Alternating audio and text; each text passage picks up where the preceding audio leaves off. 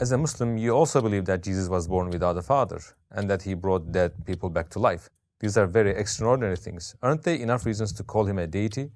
After all, Allah gives life and takes life. I mean, Allah answers that question very directly in chapter 3, verse 52 of the Quran. إِنَّ مَثَلَ عِيسَى عِنْدَ اللَّهِ كَمَثَلِ آدَمَ خَلَقَهُ مِنْ تُرَابٍ ثُمَّ قَالَ لَهُ كُنْ فَيَكُونَ. That certainly the similitude of Jesus is like that of Adam. He created him from dust and he said to him, be, and he was. Because the argument is this, is that if you're saying that Jesus is a God or the Son of God because he didn't have a mother or a father, then surely Adam should be a bigger God because he didn't have a mother or a father. And so if this is the argument, then the argument falls flat on its face on these bases. But he brings dead people back to life, he cures the blind. All of that with God's permission. Of course, Allah says, وَبِإِذْنِ. And one could argue that, quite frankly, splitting the sea in the way that Moses did it is more impressive in many ways than curing the blind. Because frankly, splitting the sea, everyone can attest to that. Curing the blind, there could be a degree of conspiracy that could be, like for example, we see now in many of the African countries, someone could say, pretend that you're blind and then I'll cure you. Splitting the sea, frankly, it undercuts that in a more meaningful way. So I would say if you're using miracles to try and prove the deity of God, of Jesus Christ, then frankly, you can do the same thing with Moses on a higher level.